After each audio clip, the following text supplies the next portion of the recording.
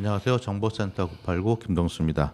정보센터 989 세종 공론은 세종의 주요 이슈를 출연자가 브리핑하고 각자의 관점을 기준으로 이견을 좁혀보는 공동체 공론의 장이 되고자 합니다.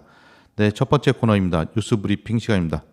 이세종 경제 권우주 본부장님 나오셨습니다. 안녕하세요, 본부장님. 안녕하세요.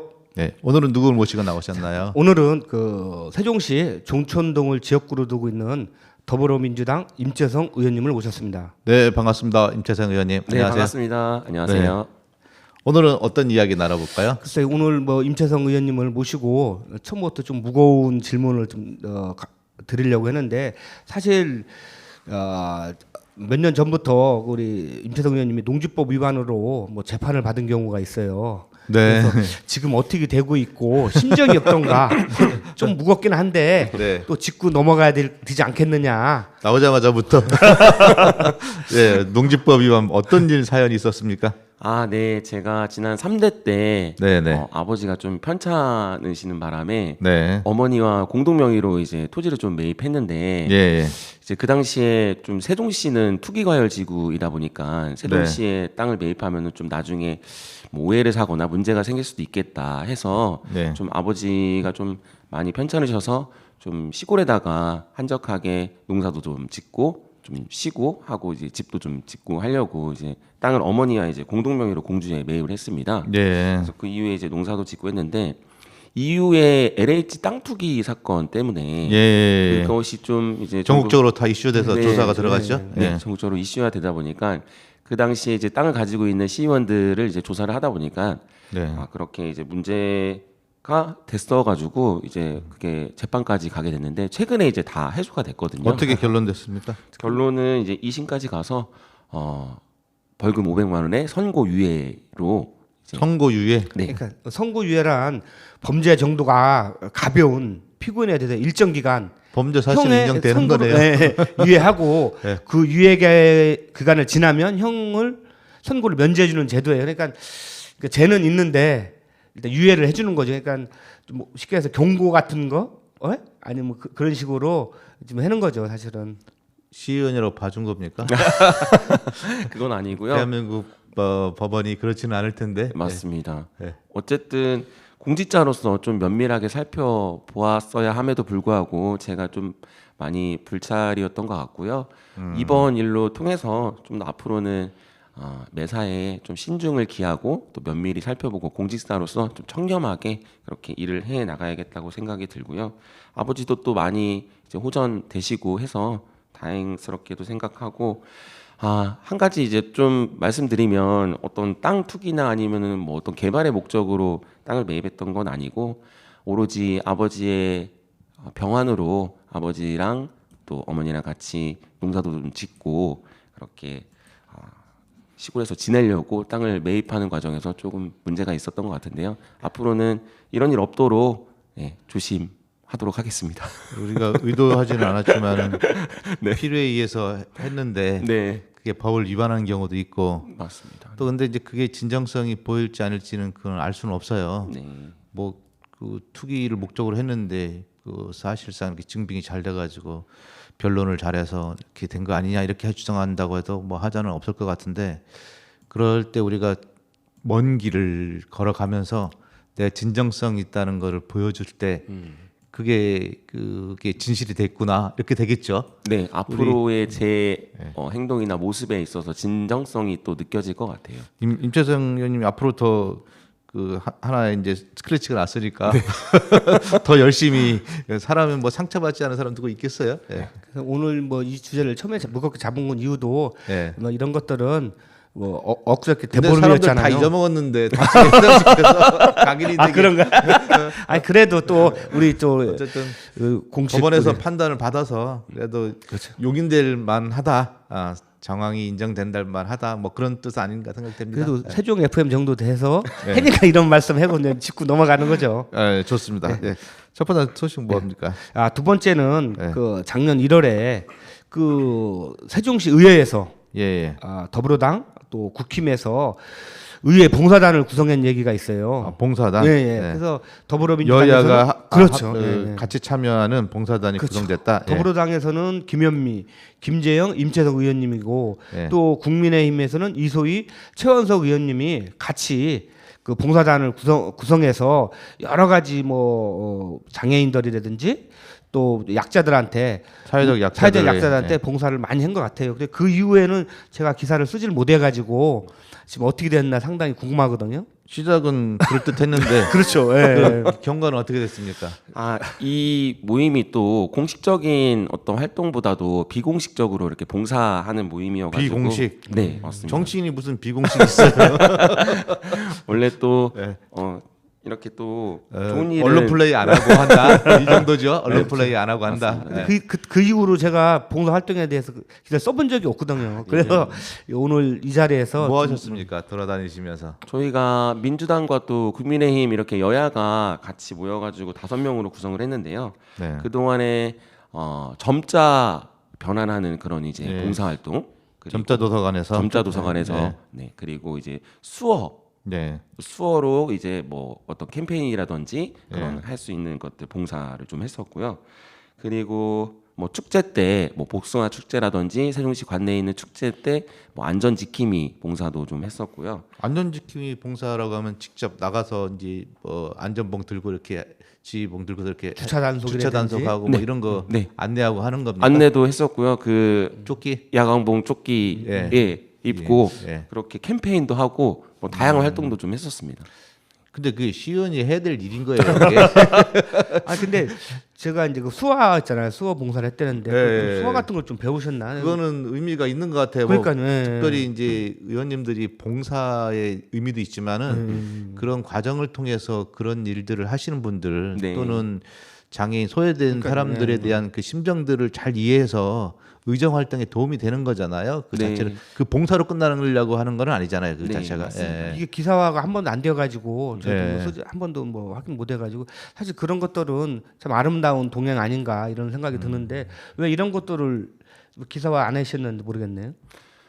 원래 뭐 왼손이 하는 일을 오른손이 모르게 하라 이런 것처럼 그거는 뭐 일반인들이 하는 거고 의원님들은 정치인들은 알려야죠. 알려야 네. 되는데 기사화되지는 않았었는데 안 한 거 아니에요 혹시? 그냥 뭐 마땅히 해야 돼 봉사를 했던 거라서 네 그럼 뭐 수화 같은 거 좀 몇 가지 좀 아직 정치인이 좀 덜 되신 것 같아요. 수사직 면도 있고 네. 뭐 수화 이렇게 뭐 몇 가지 할 수 있는 거 있나요? 지금 여기 또 녹화되고 있거든요. 아 네. 유튜브로도 나가고 갑자기 당황해서 좀 생각이 안 나는 몇 가지. 원래 카메라들이 되면 머리가 하얘져요. 그래서 그거를 그때 기사화하면서 참 아름다운 동행이다 이거는. 예. 그래서 이런 일들을 소소하게 해가면서 또 아까 이제 여러 가지 또 거친 일들도 많이 하잖아요. 여야가 대립도 되고 했는데 여야가 같이 협치해서 한다는 게 참 아름다워 보여서 오늘 이걸 주제를 삼았던 거거든요. 그래서 하면서 어떤 소감이 어땠습니까? 또 다양한 분들 만나게 되고 또 실질적으로 시민들 속으로 딱 들어가서 직접 맞닿아서 이렇게 소통하다 보니까요 여러 가지 말씀도 듣게 되고 또 그것들이 정책으로 또 반영될 수도 있고 우리 시민들의 또 좋은 복지 서비스로 다가가기 그렇게 위해서 말씀하시면은 무슨 말인지 하나도 못 알아들어요. 예를 들면은 네. 점자 도서관에서 네. 이게 점자 이게 각인하는 일들을 했는데 네. 어땠다 이렇게 얘기해 줘야지 아. 사람들이 피부에 와닿지. 네 지금 추상적인 언어로만 다 얘기하면은 실제 했는지 안 했는지 잘 모르잖아요. 그렇죠. 이제 점자 도서관에서 이제 그 네. 일반적인 문자를 점자화로 변환하는 그런 이제 예. 프로그램이 있더라고요.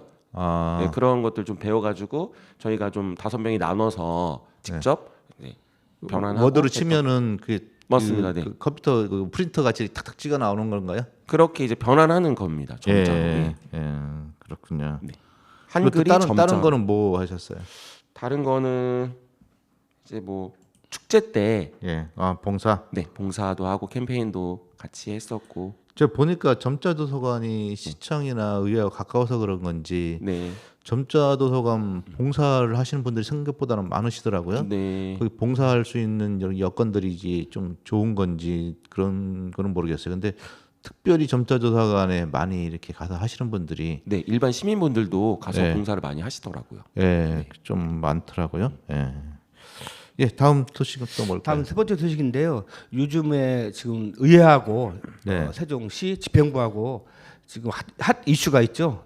예. 박영국 우리 문화관광 네. 재단 이사장의 지금 인사 청문회 관련해서 지금 문제가 있는데 그때 당시 제가 기사를 찾아보니까 작년 5월경이네요. 세종시 문화관광재단 뭐 삼고 초려 끝 청신호 뭐 상임위 문턱 넘어 이런 기사를 저희가 작성했는데요. 그때 당시 그 문화관광재단으로 그 의회에서 조례를 다시 추가로 만들 때 임채성 의원님이 그때 당시 행복위 위원장이셨잖아요. 네. 네. 그때 보니까 뭐 몇 회에 걸쳐서 비공식 회의도 하고 또 이게 아직은 좀 해서는 안 된다. 의회 측에서는 그렇게 상당히 좀 반대를 좀 하셨는데 문화재단에서 문화관광재단으로 변경하는 변경, 예. 과정에서 역할을 말씀하시는 거죠? 예, 그래서 그때 힘들게 이거를 조례를 통과시켜 준 걸 알고 있는데 그때 하고 지금 요새 이번 사태가 일어나는 사태하고 그걸 어떻게 생각하시는지. 그 네. 문화관광 문화재단에서 문화관광 쪽, 관광 쪽도 포함해서 포함해서 사이즈가 더 커졌는데 커졌죠. 예. 그 일실구 조례를 공무원 통과할 수 늘어났죠. 있도록 우리 임채성 의원님이 좀 도움을 많이 줬는데 그 첫 번째 문화관광재단으로 대표자를 선임하는 과정에서 여러 가지 민주당 쪽에서는 부적합하다고 판단하는 사람을 그 추진했다. 근데 그럴 수가 있느냐? 뭐 이런 뜻인가요? 민주당에서 반대는 게 아니라 인사청문회를 정확하게 걸치지 않았다. 네. 그래서 그 두 가지 논점이 있어서 이게 좀 헷갈리더라고요. 부적합한 인물을 얘기하는 건지 아니면은 청문회를 안 거쳤다는 거를 지적을 하는 건지 둘 다를 지적하는 건지 분산이 돼가지고 메시지가 전달이 좀 잘 안 되는 것 같아요. 의원님 어떠십니까? 네, 우선은 그 지금까지의 과정을 좀 말씀을 드리면 과정. 네, 우리 권호주 기자님께서 말씀하셨다시피 지난해 문화재단에서 문화관광재단으로 이렇게 변경이 됐습니다. 네.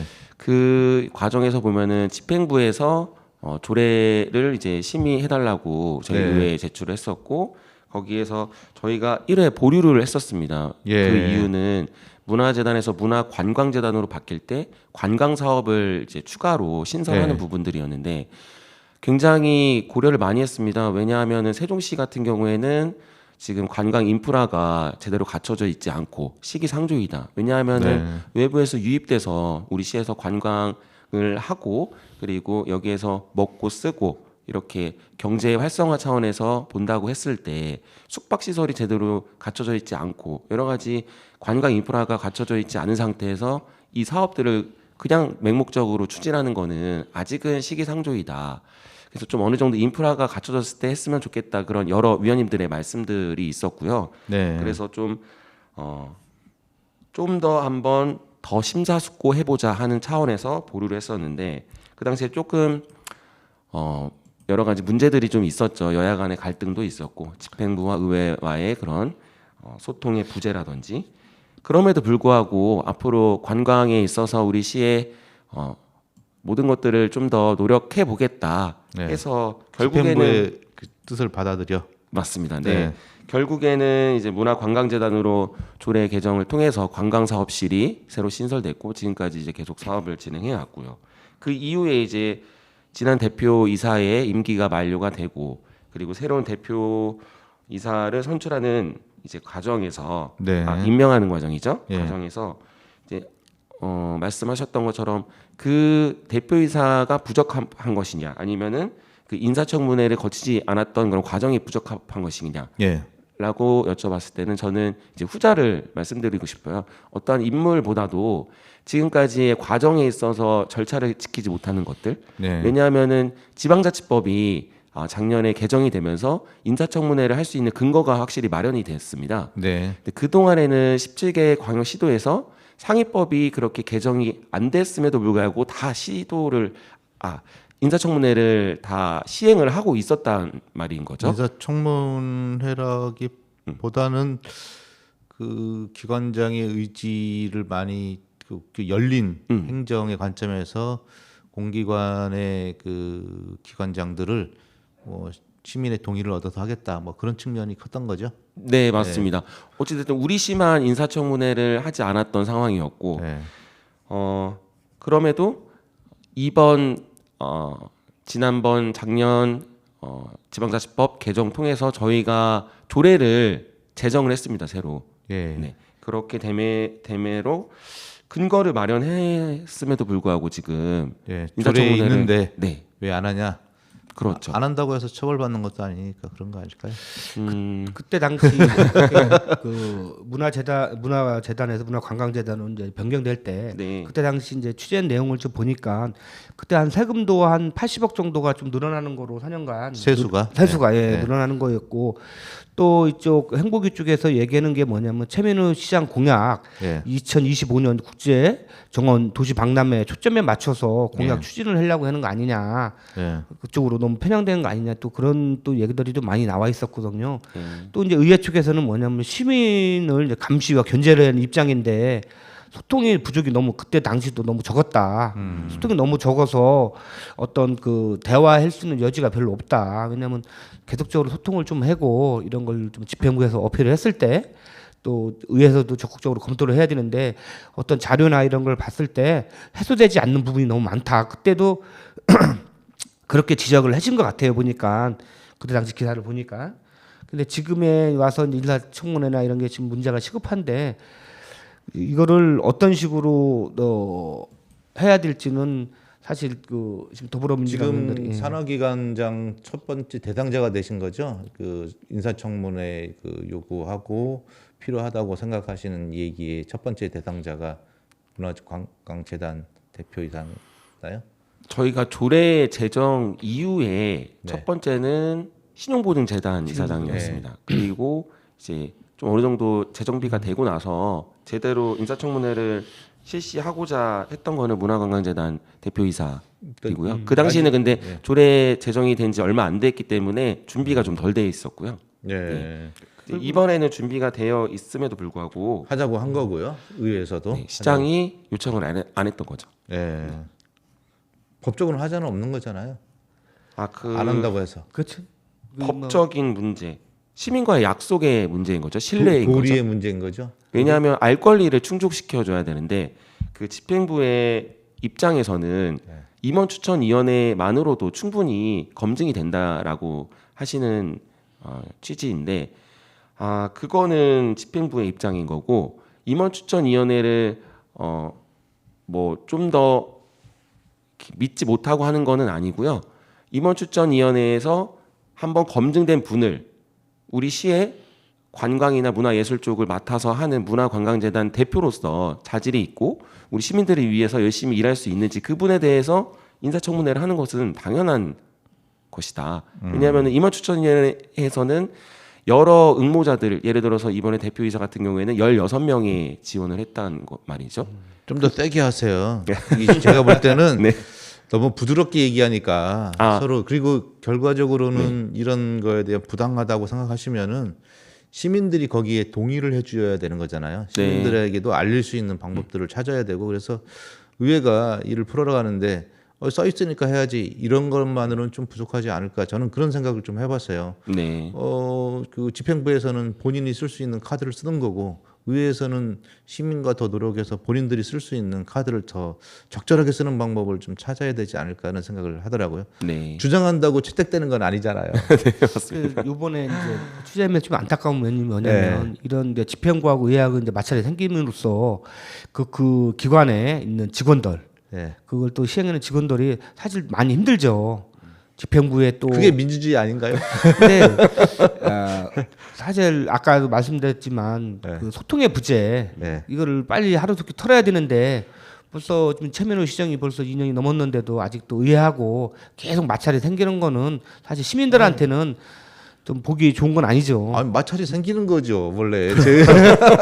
의회하고 이렇게 찰떡궁합일 수는 없잖아요. 한 몸이 되는 거는 안 맞는 거지 원래. 좋았다가도 안 좋았다가도 뭐 그런 거죠. 각자의 역할이 다르니까 우리가 이제 국가 기준으로 봐도 상권 분립이 되어 있는 거고 지방 정부 같은 경우에도 그 입법부와 그 행정부와, 집행부가 이제 분리되어 있음으로 해서 우리가 견제와 균형 뭐 이런 것들이 좀 필요한 거 아닌가 생각이 되는데 저는 갈등이 항상 있어야 되는데 그걸 풀어가는 과정들이 그 시민들에게 동의도 구하는 과정들 그리고 여론도 살피는 부분들 다양한 뭐 언론인들도 있고 뭐 이런 여러 과정들이 좀 합리적으로 풀리는 부분들이 좀 있으면 어떤가 생각이 됩니다. 네, 맞습니다. 저희도 기자들 입장에서 볼 때는 네. 어떤 거를 했을 때 이제 기자들한테 기자 브리핑을 하잖아요. 기자들한테 기자 브리핑을 하면서 사과나 반성이나 이런 걸 할 때는 똑같이 기자 브리핑을 해서 해야 되는데 그런 부분들은 자기들이 어떤 성명서나 발표할 때는 기자 브리핑을 하고 그렇지 않고 사과나 반성을 할 때는 그냥 기자실 가서 일부 기자들한테 개인적으로 설명한다는 것 자체가 소통을 하려고 하지 않는 거 아니냐라는 우리 이제 기자들의 입들이 많이 나오고 있죠. 그런 얘기들이. 예. 로컬 푸드 얘기는 뭡니까? 로컬 푸드도 출연 기간을 대해서 우리 임태성 의원님이 행복위에서 그때 늘려주셨는데 사실 그거에 대해서 저도 이제 그때 보도 자료를 썼는데 우리 의원님 예, 어떤 내용입니까, 의원님? 로컬푸드 민간 지분 52%인 태종 로컬푸드 임원 임명 관련돼서 인사 추진위에 거쳐야 된다 뭐 이런 얘기가 있었습니까? 제가 한 게 맞나요? 아니 그때 이제 행복위에서 했던 것던데 사실 오늘은 행복위에서. 그러면 넘어가고요. 우리 종천동 지역구 네. 현안과 관련돼서 뭐 활동하시는 거라든지 지역 주민들 이야기 뭐 해주시면 하고 싶은 이야기 했으면 좋겠는데요. 늘 감사한 마음이죠. 감사한 주민 마음은 여러분께. 돈으로 주세요. 예산도 만들어서 주시고. 네. 네. 뭐 지지난 이제 지방선거 때 처음으로 저도 예. 네, 청년으로서 이제 정치에 입문하게 되고 또 지역 주민들께서 열심히 일하라고 네. 의회에 또 보내주셔가지고 열심히 달려오다 보니까 또 2022년 지방선거 때도 네. 다시 한번 또 재선을 하게 되면서 시민들께서 또 열심히 일하라고 보내주셔서 감사하다고 생각하고요. 종촌동 주민들 참 네, 살기 좋은 동네거든요. 종촌동. 세종 전부 다 살기 좋아요. 그 중에서도 가장 으뜸인 그래요. 종촌동. 예, 네. 좋습니다. 예. 제천이 이제 가운데 흐르고 예. 그리고 제천뜰 근린공원이 가운데 위치하면서 시민분들께서 다양한 여가 활동도 즐길 수 있고 문화예술도 그 안에서 많이 향유를 하시고요. 그리고 상가도 굉장히 잘 포진이 되어 있어서 주거에 있어서 굉장히 아마 우리 시 안에서 으뜸인 것 같아요. 제가 볼 때는 종촌동이. 제가 지역구라서 그런 건 아니고. 그러면 상가는 많이 찾나요? 그 지역은? 그래서 연구 모임도 했었습니다. 그동안에 상권 활성화를 위한 연구 모임을 통해서 지역의 상권 활성화나 아니면 경제 활성화를 위해서 어떤 거가 있을까 해서 많이 연구 모임을 통해서 용역을 했었거든요. 연구 용역 통해서 다양한 의견들이 제시됐고 또 정책에 또 반영되고 있고요. 상가 공실은 현재 많이 해소가 된 상황입니다. 그동안에 코로나 때문에 상가 공실이 굉장히 심했었거든요. 그 이후에 조금 많이 개선되면서 지금은 굉장히 많이 차 있는 상태고 그럼에도 뭐 상인분들은 많이 힘드시죠. 여러 가지 코로나 후유증도 있고. 세종은 제가 보니까 원래 이제 매출이나 이런 거에 경제력에 비해서 좀 더 그 상가라든지 주택의 가격이 좀 더 많이 기대감 때문일까요? 이렇게 해서 형성되어 있는 것 때문에 상인분들이 임대비가 너무 비싼 부분도 있고 그런 것 같습니다. 그래서 좀 가격 자체가 주택이나 상가의 가격 자체가 좀 더 상승돼 있어서 좀 힘든가 상업하기가 좀 힘든 거 아닌가 이런 생각이 들어요. 네. 그 부분들은 참 어려워요. 이게 재산을 소유하고 있는 분들의 재산도 관리가 되어야 되고 그렇다 보니까 좀 참 어려운 상황입니다. 그러니까요. 경제력이 증가하거나 관광이 좀 활성화돼서 여기 와서 돈 쓰는 사람들이 많아져야지. 그러니까요. 네. 네. 아 그렇군요. 어쨌든 마무리 지면 종촌동을 위해서 또 열심히 일하도록 하고요. 종촌동 주민 여러분 사랑합니다.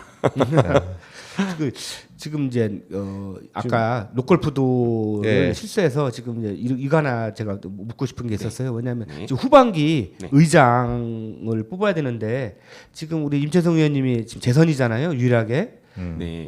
그 전에 상병은 의장님은 의장을 하셨다가 저기 이제 그만두시고 또 이순열 의원은 보궐선거로 되셔서 지금 의장 하시고 그다음에 이제 후반기 의장은 재선이신 임채성 의원님만 있는데 혹시 그 의장을 좀 해라고 좀 이렇게 하거나 지금 입에 막 오르고 있는데 혹시 어떠신가요?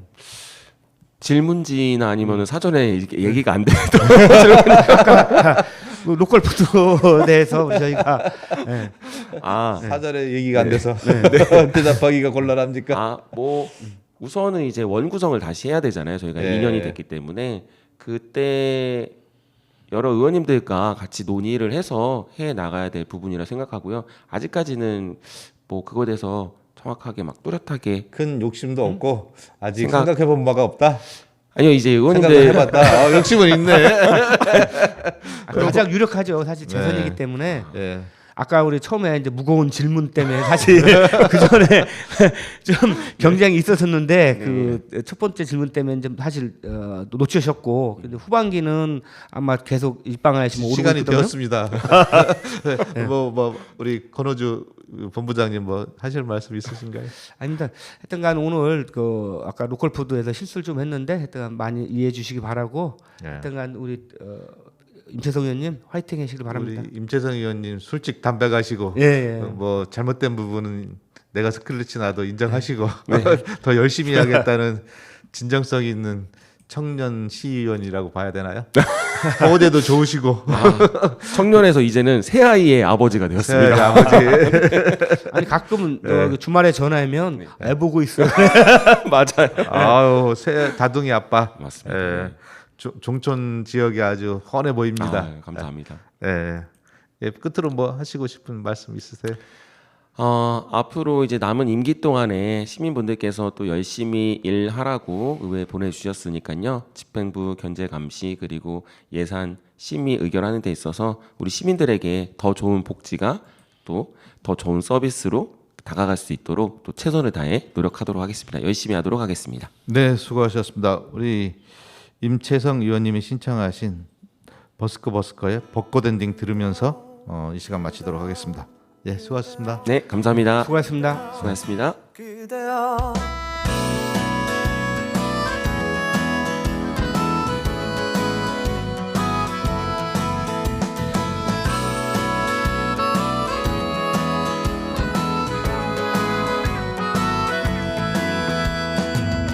오늘은 우리 같이 걸어요 이 거리를 밤에 들려오는 자작 노래 어떤가요? 몰랐던 그대와 단둘이 손잡고 알 수 없는 이 떨림과 둘이 걸어요 봄바람이 날리며 흩날리는 벚꽃잎이 울려 퍼질 이 거리를 둘이 걸어요 봄바람이 날리며 흩날리는 벚꽃잎이 울려 퍼질 이 거리를 둘이 걸어요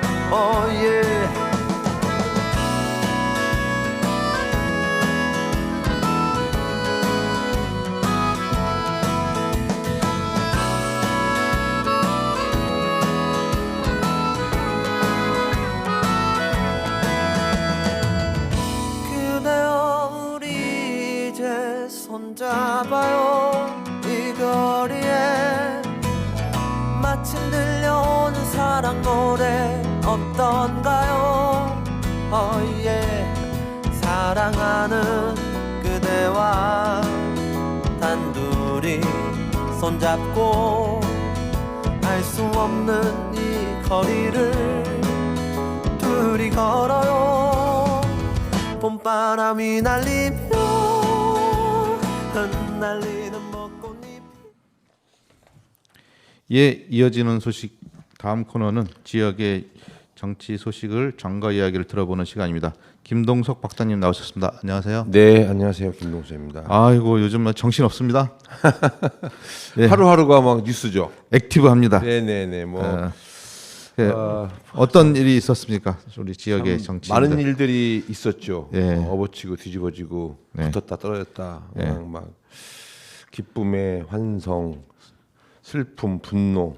막. 이 탈당이 이루어지고 있어요. 네네. 어제도 우리 지역의 대전 대덕 박영순 의원이 탈당 선언을 했습니다. 예, 네, 좀 잠시 후 말씀드리겠습니다만은 어쨌든 좀 안타까운 소식이고요. 뭐 안타까워요.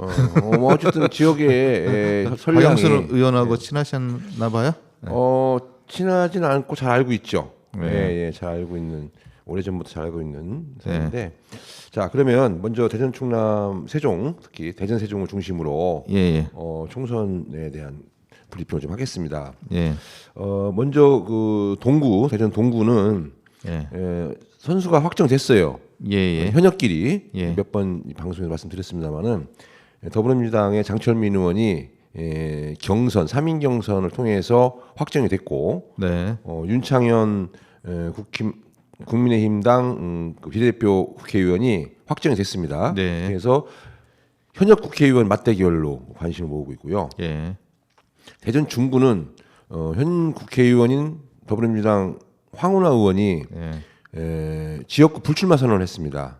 불출마 선언하고 탈당은 아직 안 했나요? 탈당은 안 한답니다. 안 하고. 조국 신당으로 간다고 하죠. 그래서 지금 그 조국 신당으로 가려고 하는 그 연기가 또 모락모락 나고 있는 것이 예. 아직 아직 확정은 안 했고. 검찰 공화국, 예. 검찰 정권에 대항하겠다. 예. 그래서 그 조작된 그 울산 시장 선거 개입 건에 대해서 무죄를 이끌어내겠다. 막 그렇게 하는 거 보니까 조국 신당하고의 교감을 통하기 위해서 서로 그런 것 같습니다. 네, 그리고는 저기 국힘당은 누구 되나요? 국힘당도 지금 최신 뉴스가 좀 재공모를 하겠답니다. 긴급 공모. 예. 그래서 들리는 말에 의하면 최명길 전 의원이죠. 최명길 의원, 그다음에 최원기 변호사. 뭐 두 분을 가지고 한다는데 최명길 전 의원이 전략공천을 올 가능성도 있다. 뭐 그런 소문이 있습니다. 그쪽 제가 들은 것도 그쪽이 가장 유력한. 네네. 뭐 비슷하죠. 안테나가. 그리고 민주당에서는 박용갑 전 중구청장하고 전 충남대 병원 감사가 정현태 감사가 경선을 지금 하고 있고요. 서구 갑은 박병석 국회의장께서 불출마 선언을 하셨죠. 전략 지역이 됐죠. 그래서 전략 지역인데 경선 지역으로 다시 해서 지금 6명의 후보가 난립을 했었습니다. 더불어민주당에서.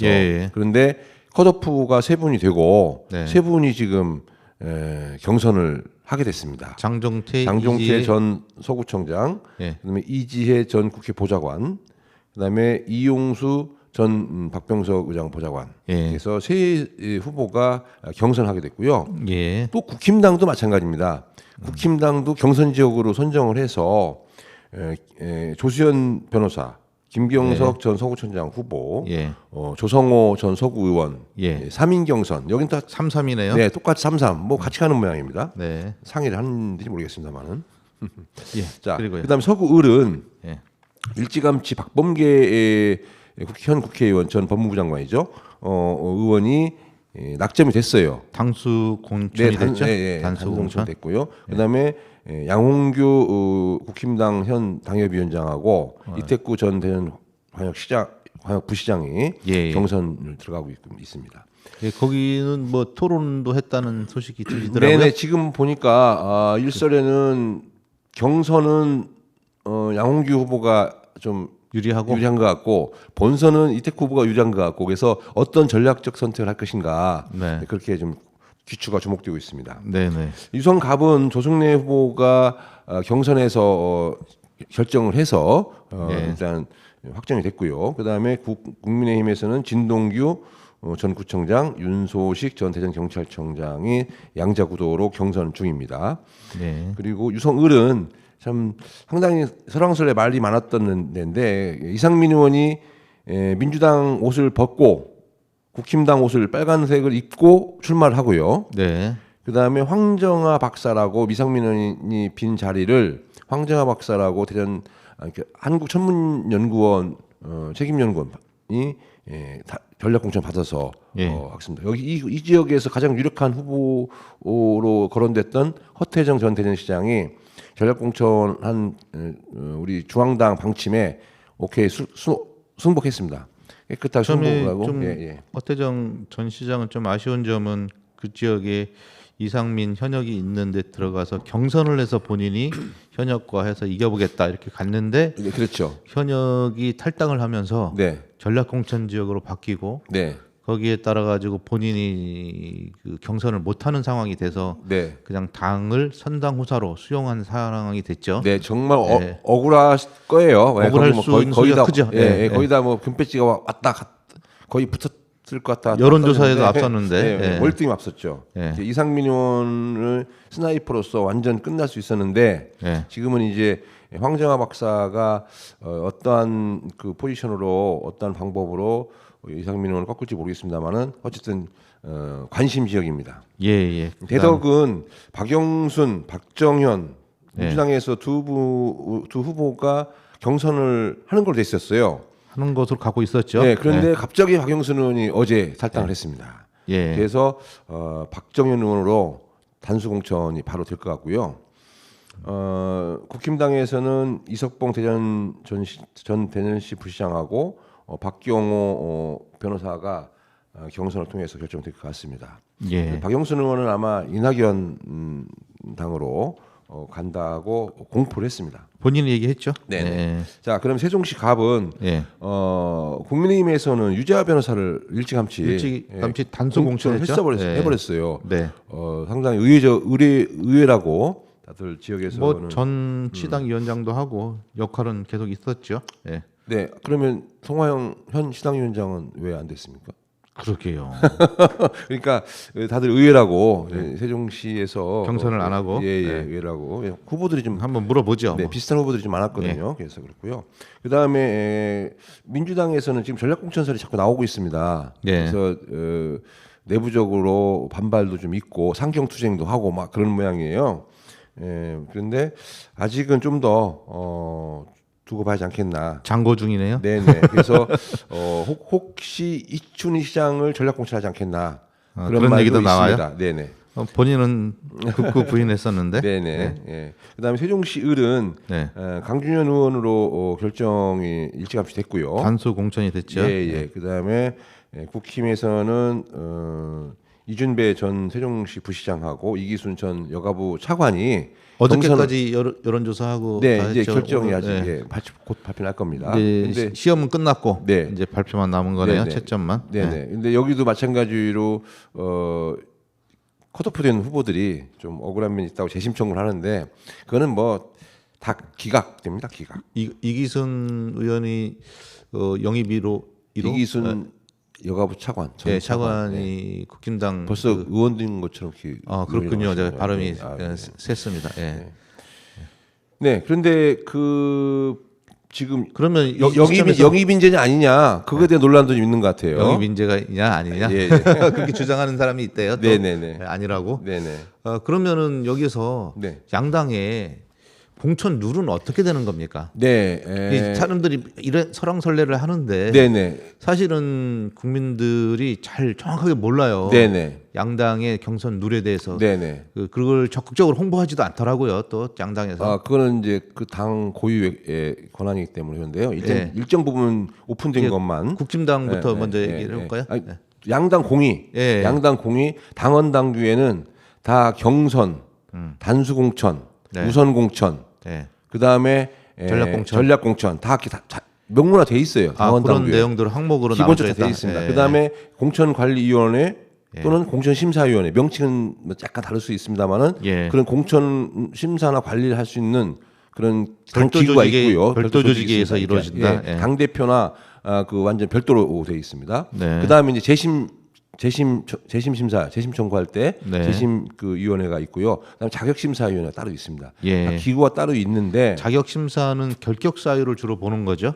그렇죠. 아직까지는. 처음에 이제 그 예비부 등록하기 전에 예. 이 사람이 국회의원으로서 그렇죠. 출마하는데 하자가 있는지 네네. 그걸 보는 거죠. 일단 예비적으로 그 당의 당명을 표시하니까 법적으로 하자가 있는지를 보는 거죠. 그걸 보는 거기 때문에 하여튼 그런데 일단은 공천 심사, 공심이나 공관위에서 기계적으로 탈당과 또는 사고당은 전략적으로 다 뺍니다. 일단은 현역이 없으니까 편하잖아요. 그 자리가 현역 국회의원이라든지 당협위원장이 없는 자리. 편합니다. 그러니까 일단 딱 제거해 놓는 거예요. 이건 나중에 잘 당에서 알아서 할게. 농담 삼아서 이건 나중에 잘 요리해서 먹을게. 막 그런 축이죠. 그 다음에 이제 현역이 있는 자리에서도 이제 데이터를 당무 심사라든가, 그 다음에 여론조사 10% 이하 그거 좀 더 나올게. 좀 빠르시네요. 오늘따라 갑자기 이렇게 시간이 없습니까? 어쨌든 그렇게 해서 이제 당무 감사, 그 다음에 여론조사, 그 다음에 출석률, 본회의 상임위. 그런데 본회의 상임위 출석 더불어 얘기한가요? 다 똑같습니다. 그건 당 공통된 거예요, 다. 국힘당도 마찬가지로 기본적으로 출석률 이런 걸 다 당연하죠. 하는 기준이 있어요. 당연하죠. 기본적으로 그렇게 해야 되는 거죠. 그는 다만 해야 되는 게 아니고 그렇게 되어 있냐는 거죠. 있죠. 그래서 그거에 대한 잘못 나가면은 아니 괜찮아요. 고소 고발 당할 수 있어요. 뭐 상관없습니다, 이거는. 그러니까 그거의 비율을 얼만큼 하느냐 좀 차이가 있는 것뿐이지 기본적으로 정당에서의 의정 활동이기 때문에 의정 활동에 대한 객관적인 지표, 정량적 지표는 나오는 거죠. 정량적 지표에 숫자로 표시할 수 있는 거에 대한 지표들은 저 채점표에 들어가 있다. 그 다음에 이제 거기서 이제 정성적 평가가 나오는 것이 당에 대한 기여도, 당의 기여도, 그런 것들. 그 다음에 이제 민주당 같은 경우는 의원들끼리 상호 점수를 매겨요. 다면 평가 뭐 비슷했고 옛날에 직장에서 다면 평가 다면 평가라고 하더라고요. 직장에서 있지는 않아요. 옛날에 있었습니다. 아니 공직사회에서 첫 번째 도입했죠. 노무현 그러니까 때 직장생활. 그래서 대기업에서 많이 다 활용하고 있고요. 그래서 직에서 각자가 그 상위 몇 프로만 상위 10점을 주고 10점 만점에 10점을 3% 주고 그다음에 그 10% 이내에다가는 뭐 몇 프로 주고 몇 프로 주고 이렇게 있어요. 하위 몇 프로까지. 그래서 그거를 배분하다 보면 나중에 어쩔 수 없이 누군가는 하위가 들어가야 돼요. 서바이벌이죠, 완전 서바이벌. 상대 평가라. 상대 평가로 점수를 주게 돼 있다. 네네. 그래서 몇 점짜리 몇 명 그 최고점자, 최저점자, 중간지대 이렇게 해서 정기분포에 따라서 점수를 매기도록 돼 있다. 네네. 그래서 절대 평가가 아니고 그리고 다면 평가에서 또 한 가지 제가 한 가지 하나 예를 들어볼게요. 학교도 그래요. 학점. 아니 이게 그러니까 학점을 하지 말고 시간이 없으니까 각 당에서 대한 이야기만. 그렇게 해서 그 점수가 그 점수는 다면 평가한 점수는 오픈이 안 돼요. 오픈 안 된 상태에서 묻어놓은 상태에서 모두 오픈 안 하던데. 그러니까 일단 기본적으로 그 다면 평가에 대한 건 기본적으로 오픈 안 하고 있다가 나중에 까는 거예요. 그것만큼은 나중에. 이해가 언제 안 되세요? 까요? 그러니까 공천 심사 들어갈 때 깐다고요. 그래서 그거를 일반인들한테 심사위원들한테 공개하는 것들이 그때 그 전까지는 안 알려졌다가 그 심사의 당일 그 과정에서 직접 여기 공개되는 상황들이고 일반인들한테는 공개되지 않잖아요. 절대 안 됩니다. 절대 안 되고 심사위원들도 당일까지도 모를 거예요. 그다음에 제가 지금 듣기로는 당대표나 비대위원장도 모르고 그냥 공관위원장한테만 해줘서 공관위원장이 직접 통보를 하고 막 그렇게 했다는 겁니다. 더불어요. 더불어 가요. 그리고 국힘당 15%죠. 다면 평가가 15%. 포인트는 잘 모르겠네요. 정확하게 좀 공부해서 가져주세요. 그거에 대한 부분은 지금 국민들도 모르고 아무것도 모르고 주장만 난무해가지고 제가 이제 확인 체크하는 건데 그 다면 평가를 한다는 것과 그 더불어 같은 경우에 그 의원 간의 상호 다면 평가하고 또 그 국회 그 직원들이 또 평가하는 게 있고 뭐 이렇게 몇 가지가 있나 봐요 요소가요. 국회 직원이 아니고 그 보좌진들하고 그 당직자. 당직자. 예, 예, 당직자. 당직자. 예, 당직자. 그게 바로 정량 평가와 정성 평가 나누는 거고요. 그래서 정성 평가 비중이 더 크다. 예. 말인즉슨. 예. 그래서 나는 의정 활동 잘하는데 왜 나를 자르냐 그 얘기예요. 예. 말인즉슨. 그러나 정성 평가가 아까 말씀드린 당원 평가라든가 다른 그 사무처 직원이나 그 당직자들의 결국은 네. 국회의원들 간에 상호 간에 서로 잘해야 된다 그거네요. 그렇죠 기본. 예. 네. 그리고 그게 서로 존중해주는 과정들이 있지 않으면은 네네. 의원들 간에 인기가 없으면은 떨어질 수 있다. 그리고 당직자들한테도 잘 보이지 않으면은 이제 그 그 문제가 지킬 수 뭐냐면 그 문제가 뭐냐면 결국은 뭐냐면 권력에 같이 따라가지 않으면 도태되면은 연대하지 아웃사이드면은 점수 연대하지 잘 받을 않은- 수가 없다. 받기 어렵다. 예, 예. 아, 수가 예, 없다. 예. 받기가 좀 어렵다. 네, 그렇게 되는 거죠. 그 얘기를 콕 찍어서 하는 얘기가 뭐 사당화가 되냐, 뭐 그런 뭐 한동훈 뭐 그 검찰이냐 아니냐, 막 검찰 그렇게 나오는 거예요. 주주가 아닌 사람들 예. 점수 받기가 좀 어려운 구조가 있네요. 네네, 그 정성 평가가 있기 때문에 그렇습니다. 예. 그러니까 정량 평가 갖고는 도저히 어떻게 할 수가 없어요. 왜 그러냐? 근데 또 압도적으로 뭐 열심히 하신 분들은 그렇지 않고 또 점수 잘 받으시더라고요. 이렇게 주주가 아니더라도. 그거는 정말로 그 좀 전에 말씀하신 대로 그 국민들이 공감할 수 있는 정책, 의정 활동을 하신 분 안에서는 충분히 점수가 나오죠. 예, 당직자들이나 그 서로 의원들 네. 간의 당면 평가에서 좀 유리하겠죠. 예컨대 뭐 박주민 의원 같은 경우에. 예. 국힘당은 어떻습니까? 국힘당이 이제 처음에는 그 3선 이상을 다 컷오프 시킨다 했었어요. 예. 뭐 근데 결과적으로 지금 그렇게 안 하고 있잖아요. 아니 경선 룰을 설명해줘요. 주장을 하지 마시고 아니 주장이 경선 룰이 어떻게 되는지 좀 설명 좀 경선률 해달라니까. 똑같습니다. 경선률도 지금 당원과 일반 그 국민 시민과의 50대 50이에요. 예, 그 여론조사. 네네 기본적으로 50대 50이고. 예. 네. 그 다음에 이 자기네들의 그 어떤 그 책임당원이라고 하는데 그쪽에서는 책임당원, 권리당원, 책임당원. 20대 80이 아니에요? 네, 20대 80. 그러니까 기본적으로 50대 50 했다가 20대 80으로 적용을 시키죠. 그게 무슨 말인지. 그러니까 기본적으로 죄송합니다. 민주당하고 헷갈렸네요. 예. 민주당 헷갈렸어요. 국힘당 민주당이 기본적으로 50대 50였는데 100% 하는 오픈 프라이머리 하는 게 있었고 예. 국힘당은 그냥 정해져 있어요. 20대 80으로. 예. 제가 그래도 그 점수가 15%. 여론조사 비율이 비율이 15%. 반영되는 비율이. 예. 네네. 그렇게 하고 있습니다. 좀 더 스터디 해야 될 것 같은데 이 상태로는 좀 방송하기가 조금 곤란한데 정확치 않아가지고. 네, 죄송합니다. 어쨌든, 제가 공심위원이 아니기 때문에. 아니 그러니까 이게 국민들이 양 당에서 하고 있는 그런 경선 룰이나 공천 심사 기준에 대해서 잘 몰라요. 그리고 각 양당은 좀 노력을 해야 될 것 같아요.